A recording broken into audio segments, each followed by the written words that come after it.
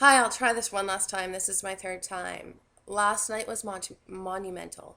October 10th, 2013 is the day that history is going to change for Canada.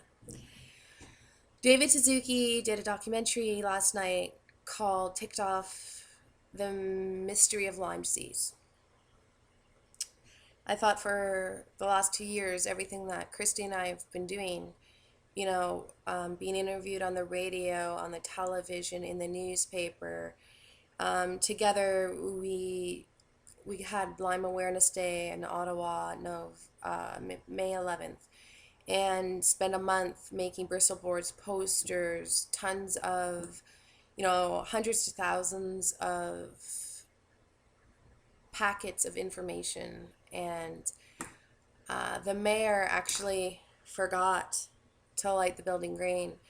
Um, and all over Canada and even the US, monumental things went green. After that, I thought, wow, all this work, and I just feel like I added one drop of awareness to the ocean, and I really kind of lost hope. And I'm quite sure a lot of people felt this way.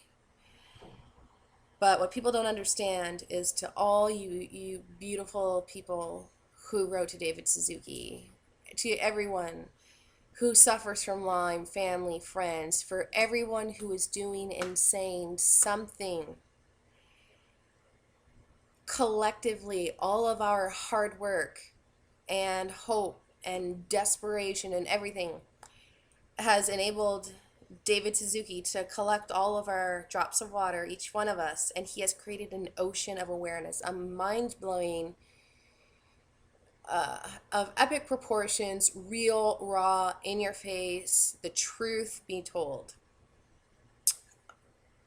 This is huge. It was very, I was beside myself to see my Lyme doctor on there. She had Lyme, and she was treated like all of us, and she is dedicating her life to saving people.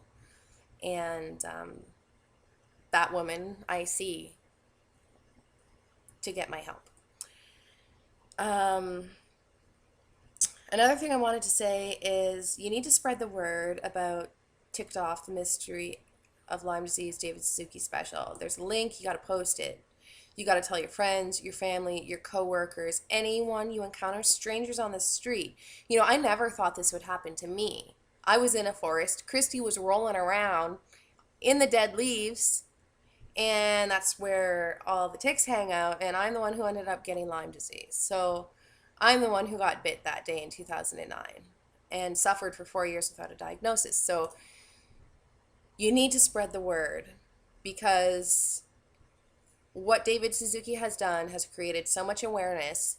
This is scarier than AIDS, because you can get treatment for that. This is scarier than the H1N1, because there is no treatment in Canada.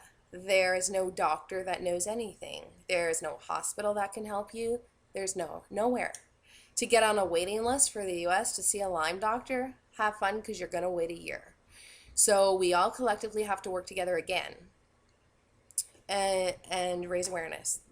After seeing this, the emergency rooms are going to be full, doctors' offices, and by the time the Canadian doctors are finally trained, the new people who get Lyme are going to suffer for as long as all of the rest of us have until they get treatment. So time is now. We have to act now, because it's only going to get worse, and that is the reality of the situation. Um, I've done this so many times, but YouTube won't let me upload it. It has to be a certain length. I wanted to also say, if you've seen the videos before this, I know I look like hell, and I honestly felt like I was dying, and there were moments where the pain was so excruciating, I told Christy I wanted someone to amputate my arm. The pain was so psychotic 24/7, it never left, and I had it for about a month. The thing is, it was shingles, because I've been on Lyme antibiotics for 1 year, and I had to go off 2 of them for a month or so. And because of that, my immune system got weak and I got shingles again. I went to the doctor with the printout I got from the drugstore, which has last 4 years, was pages and pages with every single medication I've taken. So I went to the same hospital I went to last year. Showed them, you see, this is what you gave me for shingles. This is the only medication for shingles. I have shingles. They wouldn't believe me. You have to get on the shingles medication within 72 hours or you're screwed. I went 9-10 days without shingles medication. So now I have post-herpetic neuralgia, I think it's called, which is what you see in the video. That's that kind of pain, and that's because of Lyme. And it's just kind of funny because if you don't have the classic bullseye rash, the doctors don't believe you have Lyme, and then you're kind of screwed. And when you watch The Nature of Things, you will see that the small ticks, are so tiny. It's a flake of pepper. You can't even see it on your body. So we really have to band together. Even those who don't have Lyme, who never heard of it, you need to watch this. You need to help spread the word. So I just wanted to say today is a glorious day. I feel like I'm dreaming and I'm awake.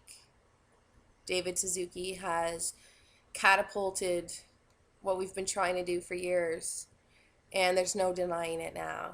And with Green Party member Elizabeth May's Bill C-442, all I gotta type in is Elizabeth May Bill C-442, print it out, give it to all your friends, family, coworkers, get them to sign it.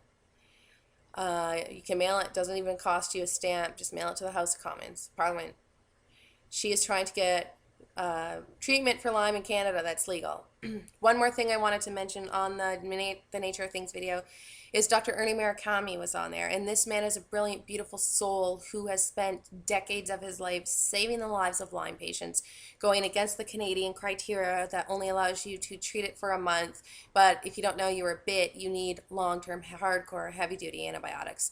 Ernie Murakami saved the lives of hundreds to thousands of people. And many years ago, because of this, the College of Physicians and Surgeons, Canadian's medical system kind of threatened him and forced him to retire. But this beautiful soul is still traveling, touring Canada, not as a practicing doctor, but as an educator, to educate people in the public about Lyme disease. This man is a hero, a saint, an angel. Ernie, we love you, and I hope you're recovering from your surgery. You're the biggest inspiration to us all.